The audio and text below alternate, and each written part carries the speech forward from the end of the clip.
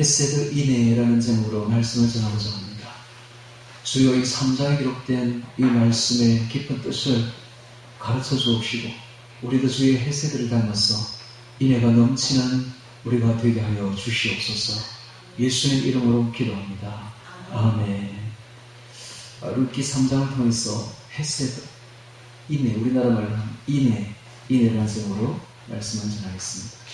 말씀을 전하기 전에 먼저 잠시 지금 정세가 굉장히 아주 중요한 일이 터졌기 때문에 정세에 대해서 잠시 이야기를 하고 그리고 말씀을 드리도록 하겠습니다.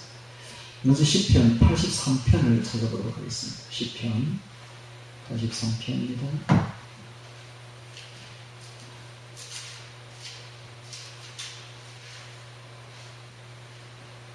시편 83편.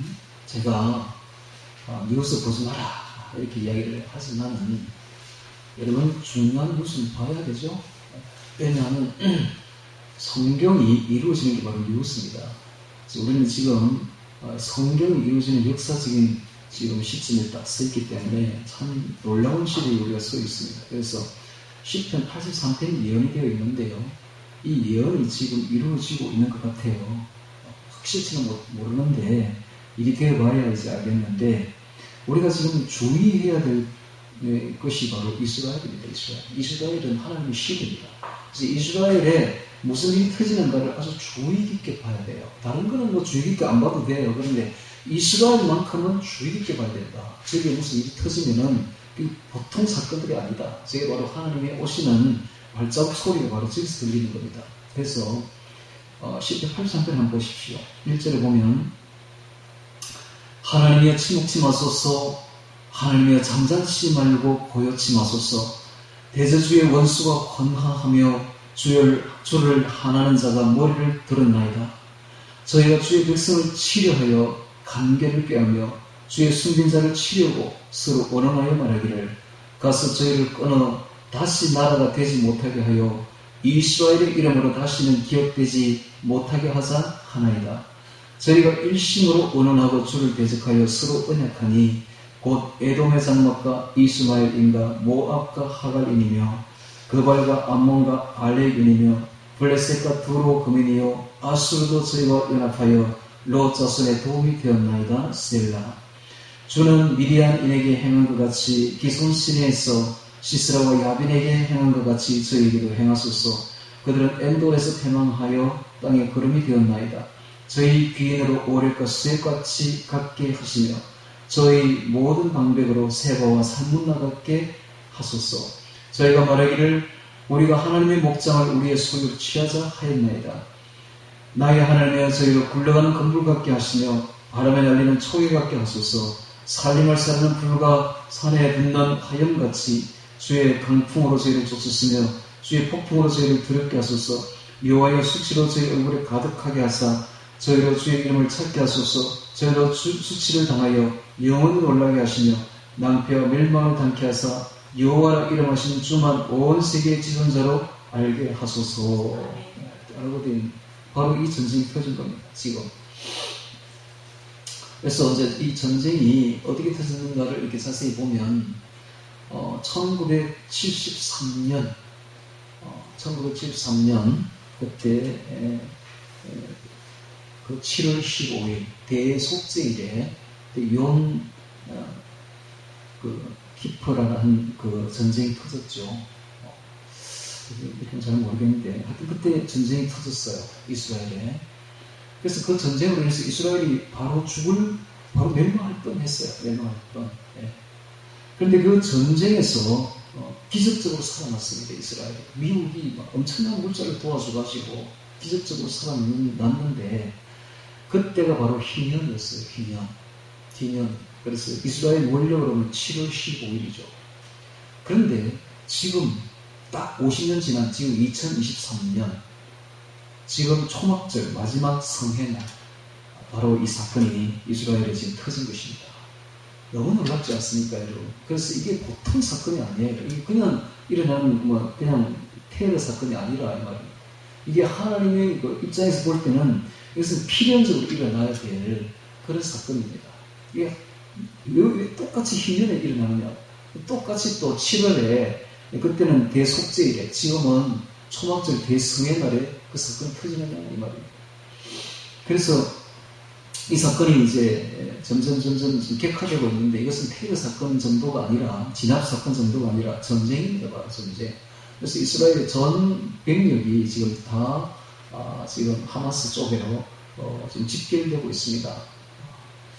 그래서 이걸 83편에 보면은 이렇게 나오죠. 에돔과 이스마엘인과 모압과 하갈과 암몬과 아말렉과 블레셋과 두로가 나오죠. 두로와 아수로 연합해서 이렇게 치는 이 사건이 나오는데, 아마도 이 예언을 이루려면은 위에 있는 지금 헤즈볼라라든지 이런 자들도 아마 연합될 것 같아요. 곧 연합되어서 시리아라든지 이렇게 연합되어서 이스라엘 칠 것 같은 느낌이 드는데, 두고 봐야 되죠.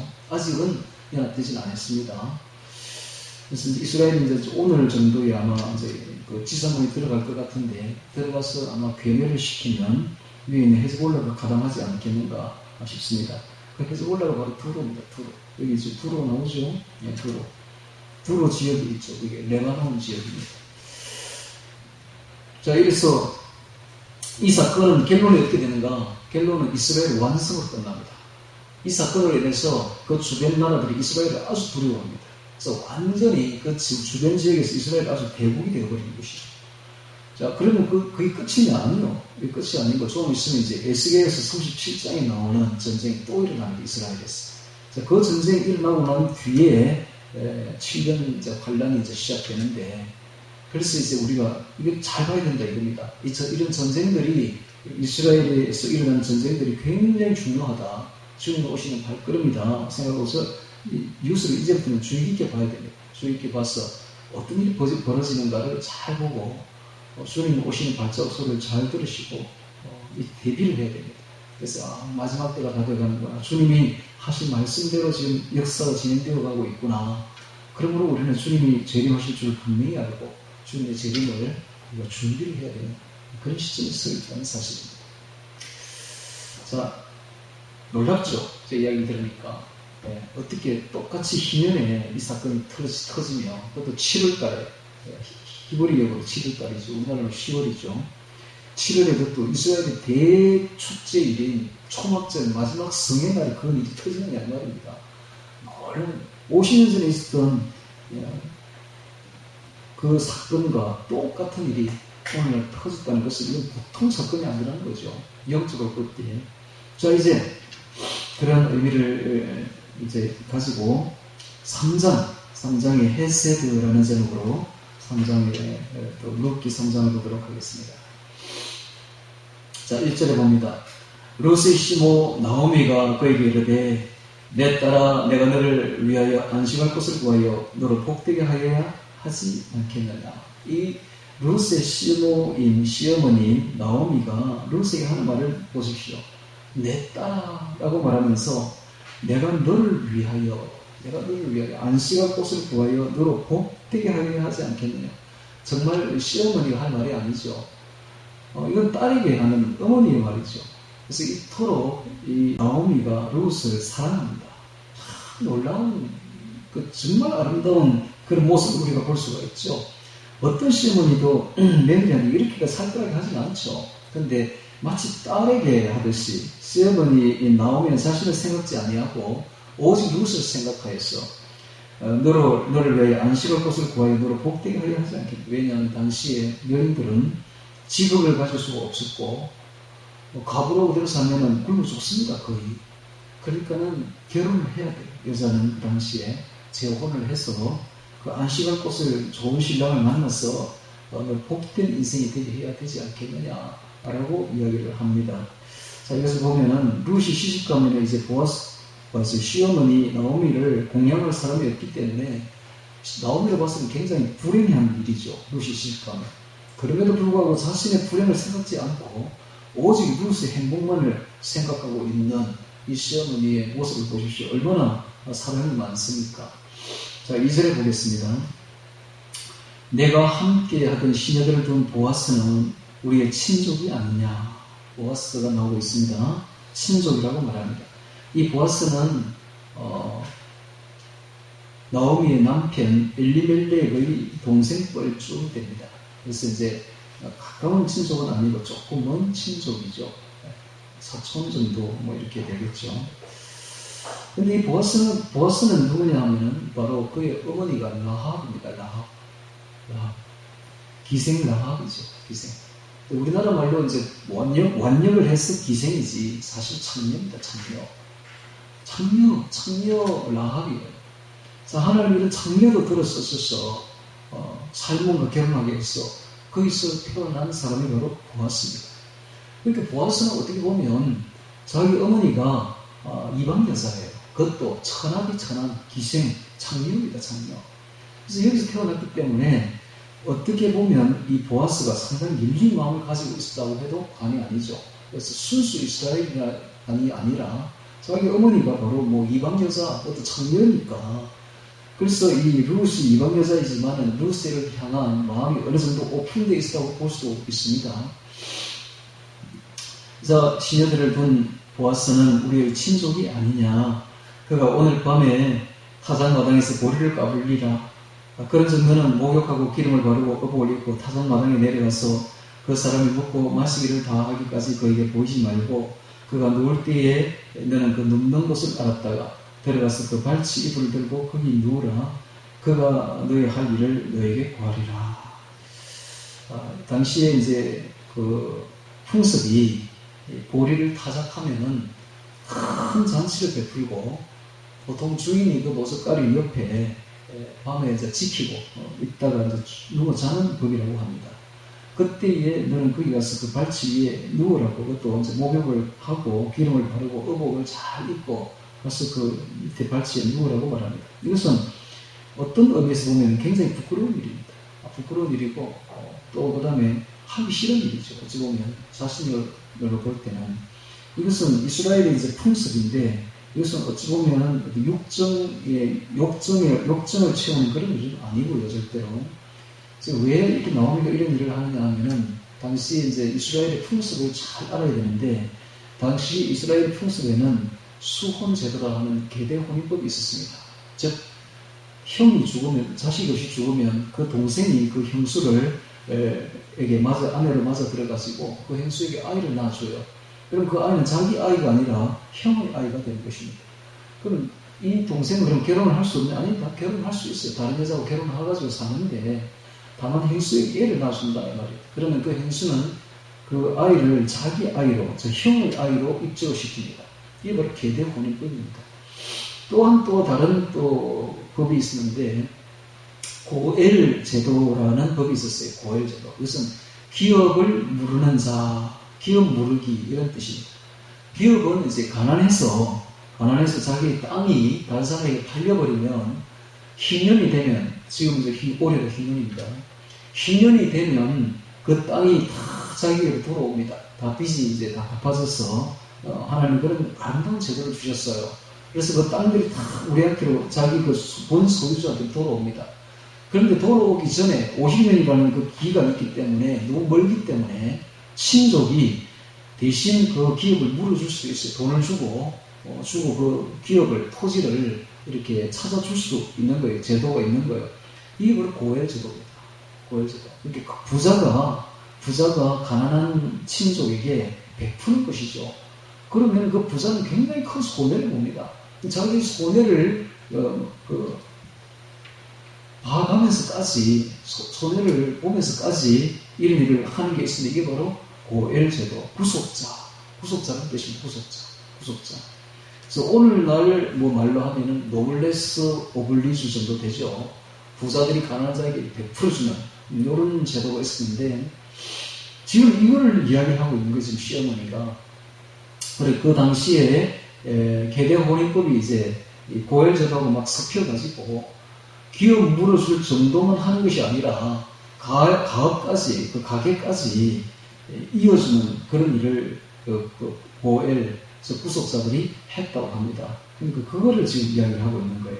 그래서 보아스는 우리의 친족이니까 구속자니까 고엘이니까 너는 가서 거기에 누우라고 이야기합니다. 이것은 욕정이 아니라 그렇게 해서 기업을 잇고 가게를 이어가는 그런 엄청나게 나오미로 봐서 너무너무 중요한 일이에요. 이 일은. 이 일만큼 사실 중요한 일이 없어요. 자기는. 그렇게 해서 메멜리가 가업을 이어만 준 다음에 끊어졌던 엘리멜렉의 가문이 그리고 말론의 그 가문이 이어진다 말이죠. 자기 남편, 원래 남편이었던 말론의 그 가게가 이어지는 것이죠. 그래서 이것은 나오미로 봐서는 가장 일생이 되게 중요한 일을 지금 하고 있습니다. 그래서 이제 그 일을 하는데 루스의 입장에서 볼 때는 이건 이방 여자입니다. 이런 풍습을 모릅니다. 그러니까 시어머니가 이런 말을 할 때에 자신은 충분히 자기가 하기 싫으면 하지 않겠다라고 이야기를 할 수도 있는 거죠. 그런데 5절에 보겠습니다. 루시 시모에게 이르되 어머니의 말씀대로 내가 다 행하리이다. 순종적인 여인입니다. 이건 이방인인 룻에게는 너무나 변명적인 부끄러운 일이에요. 그리고 또 불쾌한 요구일 수도 있습니다. 그럼에도 불구하고 룻은 어머니의 말씀대로 내가 다 행하리다 하는 말 속에서 우리는 이 룻이 얼마나 어머니를 사랑하며 또 어머니의 말씀에 순종하는지 순종적인 여인인지를 우리는 볼 수가 있습니다. 자, 이렇게 순종적인 여인이었기에 그가 복을 받는 것입니다. 자, 부모에게 순종하면 예로부터 복을 받습니다. 여러분, 하나님과 부모는 복을 주시는 것이죠. 그 딱 복이 약속이 되어 있습니다. 너희 부모에게 잘하면 내가 너로 복을 준다고 되어 있죠. 자, 6절에 보겠습니다. 그가 타작마당으로 내려가서 시모의 명대로 다 하니라. 보아서 먹고 마시고 마음이 즐거워서 가서 모색가리 곁에 눕는지라. 롯이 가만히 가서 그 발치 이불을 들고 거기 누웠더라. 밤중에 그 사람이 놀라 몸을 돌이켜 본즉 한 여인이 자기 발치에 누웠는지라. 가로되 내가 누구뇨? 대답하되 나는 당신의 시녀 루시오니 당신의 옷자락으로 시녀를 덮으소서. 당신은 우리 기업을 물을 자가 됨이니이다. 가로되 내 딸아 여호와께서 너에게 복 주시기를 원하노라. 내가 빈부를 물론하고 연수한 자를 쫓지 아니하였으니 너희 베푼 인애가 처음보다 나중이 더하도다. 이 말씀은 오늘 이제 중심 키워드인데요. 자, 이 보아스가 뭐라고 말합니까? 룻에게 네가 빈부를 물론하고 연수한 자를 쫓지 아니하였으니 이런 걸 하고 있습니다. 지금 이 말만 보면 보아스와 룻의 나이 차이가 굉장히 난다 하는 것을 대번에 알 수가 있죠. 룻은 어찌 보면 20대입니다. 10대 혹은 20대 정도 되죠. 그런데 이 보아스는 거의 아버지 딸입니다. 아버지 딸을 해도 그렇게 요즘처럼 차이가 그렇게 나는 건 아니고 한 50대 정도로 보면 되겠죠. 50대. 20대와 50대 정도 차이가 나죠. 근데 이제 그 연소한자를 쫓지 않아서 즉 육신의 그 정욕을 쫓아서 젊은 남자와 재혼하지 않았다는 뜻입니다. 연소한자를. 이게 또래의 20대의 또래의 그런 남자를 쫓지 아니하고 이런 뜻입니다. 또 쫓지 아니하였으니 너의 베푼 인애가 처음보다 나중이 더하도다 이런 말을 합니다. 그래서 인애가 나오는데 인애가 원어가 헤세드입니다. 헤세드는 사랑 혹은 사랑 이런 뜻인데 인애. 근데 이 인애가 여기서 쓰이는 이제 단어의 의미는 희생입니다. 희생은 사랑 없이는 안 되죠. 그래서 너의 베푼 인애가 처음보다 나중에 더하도록 처음은 나오미에게 처음에 베푼 희생입니다. 그가 모압에서 자신의 그 장래를 완전히 희생하고 오직 시어머니를 위해서 이스라엘을 넘어온 것이 바로 처음에 베푼 희생이죠. 나중은 지금 이렇게 연소한 자에게 결혼하지 아니하고 나이 많은 50대가 된 바로 이 보아스에게 와서 이렇게 누워있는 모습, 이게 바로 자신의 정력을 위하지 아니하고 오직 그 기업을 이어주고자 하는 나오미의 엘리멜렉의 기업을 이어주고자 하는 그 희생이 지옥을 더하도다 이런 뜻입니다. 자, 그래서 이 굉장히 칭찬을 하고 있죠. 지금 보아스가 룻을. 그런데 사실 이 헤세드를 이렇게 보면은 너미를 위해서 기꺼이 자신을 희생하는 룻의 그 헤세드를, 그 인애를 칭찬하고 있는데, 실제로는 누가 헤세드를 베푸느냐 하면 보아스가 다 베풉니다.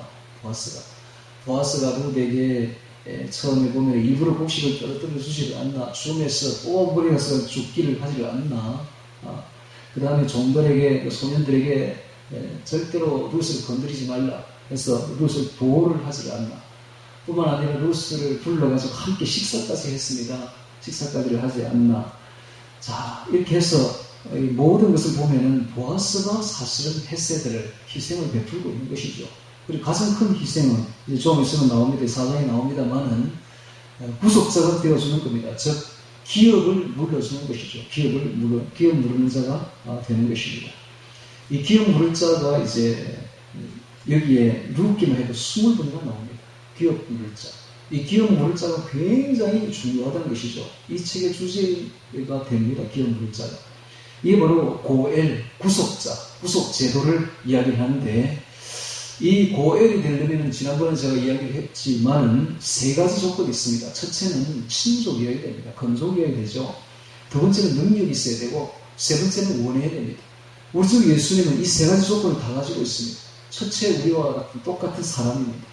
그분은 원래 하나님이시지만은 전지전능하신 하나님이시지만 인간의 몸을 입고 왔기 때문에 우리와 똑같은 사람이에요. 그분은 피곤하면 이렇게 배에서 누워서 하는 걸 볼 수가 있습니다. 피곤하니까. 배 고무를 해서 이렇게 베개를 하고 누워서 하는 모습, 왜냐면 피곤하니까. 사람하고 똑같거든요. 배고프니까 이렇게 먹는 걸 볼 수가 있습니다. 나중에 눈물도 흘리는 걸 볼 수가 있습니다. 우리가 똑같은 거예요. 큰 건족이 우리의 건족이요 친족입니다. 두 번째는 그가 능력이 있어야 돼요. 보아스는 능력이 있었습니다. 마찬가지로 우리 주 예수님도 능력이 있는 거예요. 그래서 우리의 죄를 충분히 사해 줄 수 있는 능력이 있습니다. 세 번째는 원해야 됐어요. 보아스가 원했습니다. 그와 같이 우리 주 예수님은 자원해서 우리의 죄를 용서해 주시고, 그래서 자원해서 십자가를 져 주신 것입니다. 자, 그런데 이 기업을 물으는 구속제도, 구속자, 고엘은 세 가지 일을 하시는데, 첫 번째는 원수를 갚아줍니다. 원수를.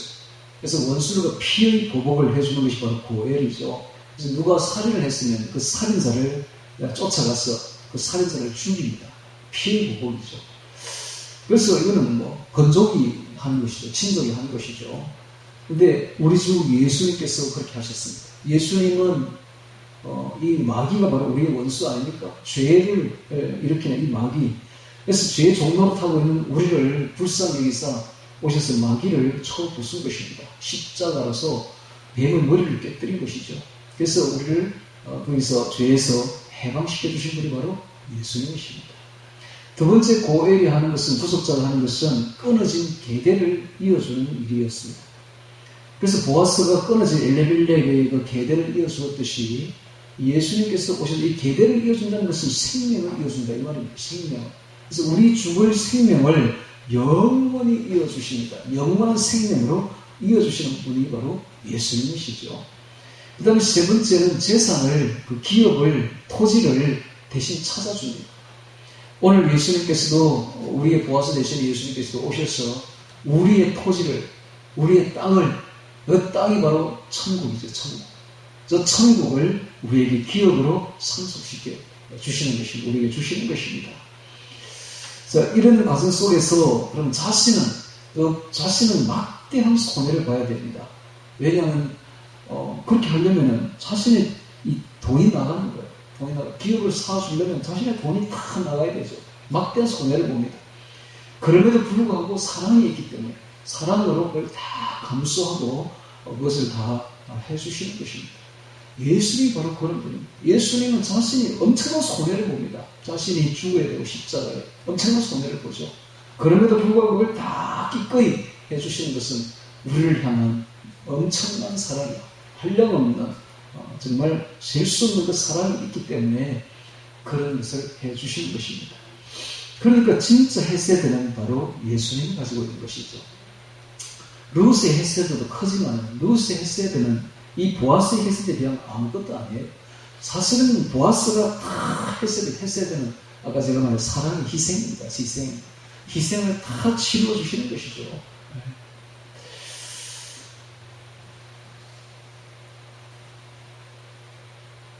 자, 다시 성경으로 넘어오셔서, 자, 그래서 나중에 우리가 천국에 가면 계시록 4장에 보면 예수님께서, 하나님께서 우리에게 이렇게 금멜류관을 씌워주십니다. 금멜류관을 씌워주니까 그 금멜류관을 받은 장로들이 다 그 금멜류관을 벗어서 다시 하나님께 드리면서 하는 말이, 우리가 이걸 받을 자격이 없습니다. 이것을 받으실 분은 하나님이십니다 하면서 주님께 금멜류관을 드리는 걸 볼 수가 있습니다. 자, 이와 똑같은 것이죠. 똑같은 것이죠. 하나님은 우리를 향해서 너희의 헤세드가 크도다라고 말합니다.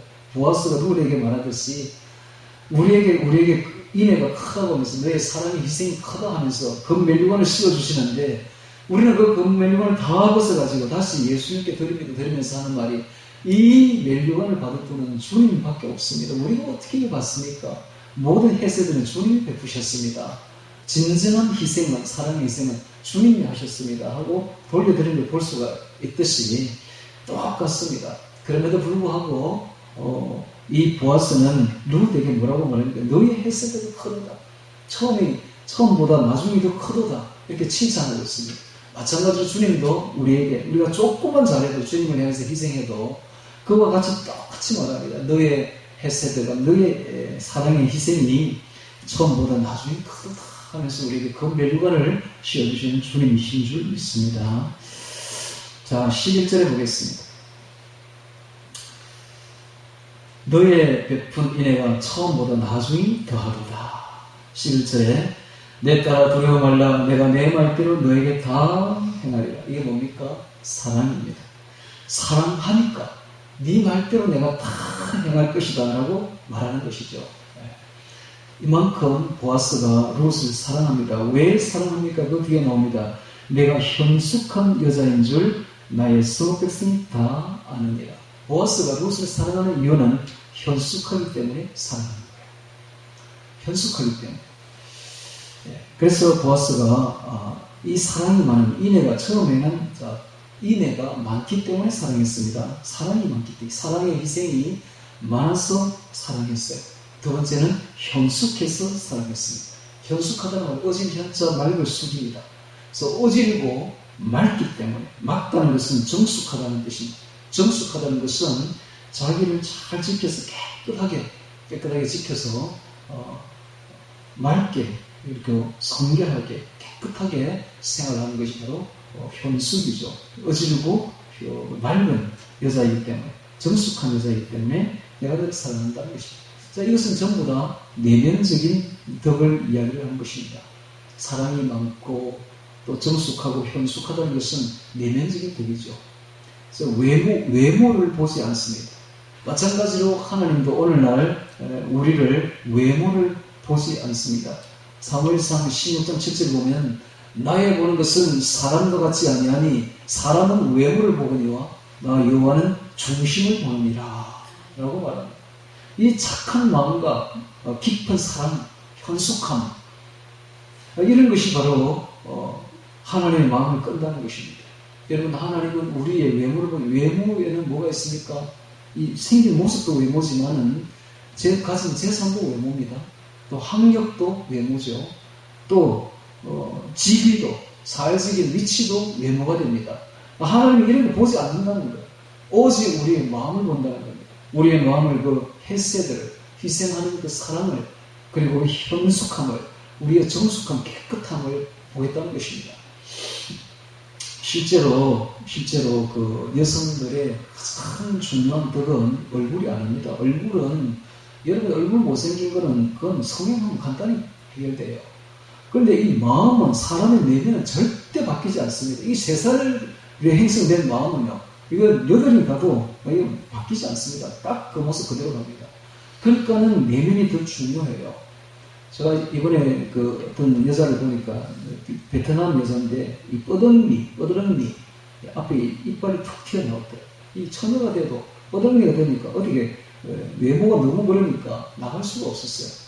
그래가지고 고민을 하다가 어떻게 국제적인 이렇게 성형을 해주는 그런 단체가 있더라고요. 거기에 신청했더니 이게 채택이 됐어요. 그래가지고 성형을 딱 했는데 뻐드렁이 말을 고치고 성형하니까 이건 뭐 최고 미인이야. 이거 완전히 보십시오. 이거는 얼굴 고치는 간단해요. 그건 고칠 수 있어요. 그러나 마음은 안 고쳐집니다. 주님은 우리의 마음을 보신다. 마음을 햇색을 봅니다. 희생을 봅니다. 얼마나 사랑으로 희생했느냐를 보겠다는 것입니다.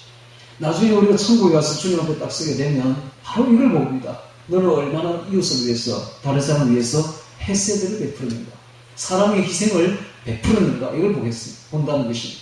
너는 얼마나 나를 위해서 현숙하게, 정숙하게 신앙을 깨끗하게 잘 지켰는가, 우상숭배하지 아니하고 정말 나만을 위해서 그렇게 현숙하게 지켰는가, 이걸 보겠다는 것입니다. 오늘 우리는 곧 오실 주님을 생각하며 이 두 가지를 지켜야 됩니다. 첫 번째는 햇색, 두 번째는 현숙함입니다. 이 두 가지를 잘 지킬 때에 주의 사랑받는 신부가 될 줄로 믿습니다. 자, 12절 다시 봅니다. 11절, 내 따라 두려워 말라. 내가 내 말대로 너에게 다 행하리라. 여러분, 남자가 여자를 사랑하게 되면, 남편이 아내를 사랑하게 되면 아내의 말하는 대로 다 들어줍니다. 그게 사랑이거든. 그게 또 사랑이거든. 남편이 아내가 아무리 뭘 이렇게 요구를 해도 안 들어주는 게 사랑이 없는 거예요. 그건 사랑이 없는 거예요. 남편이 아내가 한마디만 말해도 다 들어준다면 얼마나 사랑하는 거 아닙니까? 그게 바로. 이게 딱 보니 그 모습이 보이네요. 내 따라 두려워 말라. 내가 너의 말대로 내게 다 행하리라. 말한 대로 다 행하리라. 사랑하니까. 이게 바로, 이런 분이 바로 예수님이십니다. 예수님은 우리가 뭘 요구를 많이 안 해도 조그맣게 이렇게 이야기를 해도 다 들어주고 싶어서 안다란 분이 바로 예수님인데, 왜냐? 예수님은 우리를 사랑하니까. 그래서 여러분, 달라 주시옵소서 하는 소리는, 기도는 많이 안 해도 됩니다. 왜냐하면 하나님 우리를 사랑하면 달라 소리 안 해도 뭐가 필요해서 다 알아요. 이미 달라 하기 전에. 그래서 다 들어준다고 이미. 예, 그런 분이 바로 예수님이십니다. 왜냐하면 예수님은 우리를 사랑하니까. 내 따라 두려워 말라. 내가 내 말대로 내게 다 행하리라. 내가 현숙한 여자인 줄 나의 성읍 백성이 다 아느니라. 그러니까 우리는 현숙하려고 노력해야 되고, 그 다음에 우리가 인애가, 헤세드가 많으려고 노력해야 됩니다. 이것이 바로 주님의 사랑을 받는 비결입니다. 비결. 얼마나 이웃을 위해서 얼마나 희생으로, 사랑의 희생을 했는가, 헤세드. 얼마나 내가 주님을 위해서 현숙하게 자신을 잘 지키고 어질현 맑을수, 어질고 맑게 살았는가. 이것이 바로 주님이 우리를 사랑하는 비결입니다. 여러분, 제일 중요한 게 맑을수.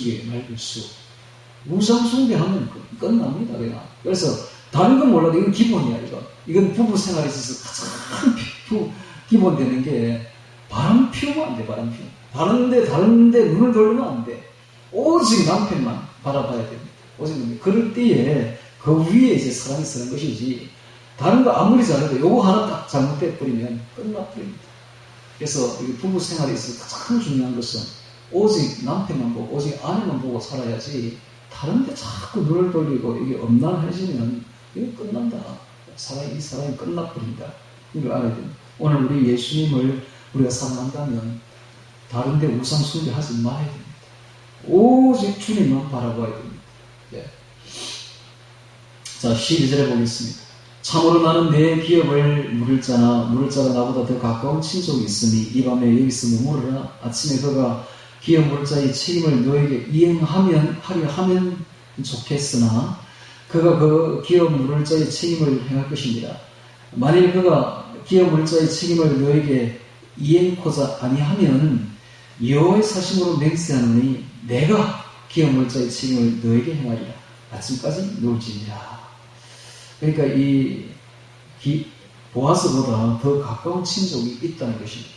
그 가까운 친족이 먼저 우선권이 있으니까 그 사람이 너에게 고엘의 의무를 다 행한다면 좋겠으나 만일 그가 하지 않는다면 내가 해주겠다고 이야기를 하고 있습니다. 14절에 룻이 새벽까지 그 발치에 누웠다가 사람을 피차 알아보기 어려운 때에 일어났으니 보아스의 말에 여인이 타작마당에 들어온 것을 사람이 알지 못하여 할 것이라 하였습니다. 그러니까 룻이 새벽까지 누웠다가 아직 어둠이 채 가시기 전에 이런 새벽에 어두어두할 때에 일어나서 갑니다. 자, 15절에 보아스가 그러되 내 겉옷을 가져다가 펴서 잡아라. 펴서 잡으니 보리를 6번 되어 룻에게 이어주고 성으로 들어가니라. 이어주고 하는 이 말에서 우리는 당시에 풍습을 볼 수가 있죠. 여인들이 어떻게 물건을 가지고 가는지를 알 수가 있습니다. 우리 고대의 우리나라처럼 똑같습니다. 머리에 이렇게 이고 간 거죠. 머리에 이어주고. 자, 16절에 룻이 시므에게 이르니 그가 가로되 내 딸은 어떻게 되었느냐. 자, 룻이 지금 어두어두할 때에 룻이 집으로 들어오고 있는 것을 시므가 어떻게 알았을까요? 밤새도록 한 잠도 안 잔 것입니다. 지금 엄청나게 지금 큰 사건이 지금 벌어지고 있으니까 초미의 관심을 가지고 기도하면서 지금 한 잠도 자지 못했던 나오미의 모습을 우리는 여기서 바로 알 수가 있죠. 그리고 기다리고 있다가 새벽에 어두어두할 때에 룻이 들어오니까 내 딸아 어떻게 되었느냐 하고 묻고 있습니다. 룻이 그 사람의 자기에게 한 것을 다 고하고 가로되 그가 내게 이 보리를 6번 되어주며 이르기를 빈손으로 내 시므에게 가지 말라 하더이다. 이에 시므가 가로되 내 딸아 이 사건이 어떻게 되는 것을 알기까지 가만히 앉아있으라. 그 사람이 오늘날 이 일을 성취하기 전에는 쉬지 아니하리라. 자, 가만히 앉아있으라 라고 말합니다. 진인사 대천명. 자, 우리가 할 일을 다 하고 난 뒤에는 대천명, 하나님의 뜻을 기다려야 됩니다. 잠잠히 기다려야 됩니다. 잠언서 16장 9절에도 사람이 마음으로 자기의 길을 계획할지라도 그 걸음을 인도하시는 이는 여호와시니라. 주님이 걸음을 인도하시기까지 우리는 기다릴 줄 알아야 됩니다. 가만히 기다리면 하나님께서 그 걸음을 인도하시는 것입니다. 믿고 기다려야 됩니다. 하나님이 우리에게 좋은 일을 하실 줄 믿고 기다려야 됩니다. 근데 믿지 못하고 기다리지 못한 사람들이 있었지요. 바로 이스라엘 백성들입니다. 이스라엘 백성들이 홍해를 건넜습니다. 하나님이 인도하신 그 엄청난 구원을 경험한 겁니다. 그리고 난 뒤에 3일 광야길을 걷는데 그 3일을 기다리지 못합니다. 마라 광야에서는 원망하고 불평이 터져나옵니다. 3일을 기다리지 못하고 그때 터져나온 그 불평이 장장 40년 동안이나 조금만 어려우면 계속 원망하고 불평했습니다. 믿고 기다리지 못한 것이죠. 즉 하나님을 믿지 못한 것이죠. 오늘 우리도 마찬가지입니다. 우리도 조금만 어려우면 불평이 터져나오지는 않습니까? 믿고 기다리지는 못하지 않습니까? 여러분 인생은 인내의 도장입니다. 강한 군사가 되려면 강한 훈련을 통해야 만들어집니다. 오늘 우리가 군사들입니다. 그리스도인들도 강한 군사가 되려면 강하게 훈련을 받아야 돼요. 그 훈련 받는 게 바로 인내입니다. 인생은 인내의 도장입니다. 인내 없이는 아무것도 성취할 수가 없습니다. 때가 될 때까지 우리는 믿고 기다려야 됩니다. 던지기 위해 믿고 기다리고 바라고 소망하고 다시 오실 주님을 바라보면서 그 말씀 순종하면서 기다려야 됩니다. 그러면 주님께서 반드시 성취하십니다. 가만히 앉아있으라. 그 사람이 오늘날 이 일을 성취하기까지는 쉬지 아니하리라. 그렇습니다. 보아스는 끝내 이 일을 성취하십니다. 주님은 끝내 이 일을 성취하실 것입니다. 주님은 반드시 재림하십니다. 할렐루야. 그러므로 지금 사람들이 다 재림의 소망을 다 잊어버렸어요. 왜? 인내하지 못하고 바라지를 않습니다. 조금도 기다리지 못해요. 주님이 안 오시는 줄 알고 있어요. 아니요. 여러분 아까도 제가 처음 이야기했죠. 시편 83편의 일이 지금 이제 이루어지고 있다는 것을 보십시오. 지금 이스라엘에 지금 전쟁이 터졌어요. 그것도 안심 희년에 50년 된 희년에 터진 것입니다. 시편 83편의 전쟁이 터지고 있는 것입니다. 역사적인 현장에 우리는 서고 있습니다. 그러므로 주님 오실 때가 아주 가까이 왔습니다. 우리 주님이 지금 가까이 왔기 때문에 우리는 이 룻과 같이 인애가 풍성한 사람이 되어야 됩니다. 헤세드가, 즉 사람의 희생이 풍성해야 되며 또한 현숙한 사람들이 되어야 됩니다. 자신의 정조를 지키고 깨끗하게 어질게 자신을 지켜주라는, 그래서 예수님의 9가지 성령의 열매를, 인격의 열매를 맺어가는 우리 모두가 되기를 주의 이름으로 축원합니다. 다 같이 오늘 말씀 기억하며 기도드리겠습니다.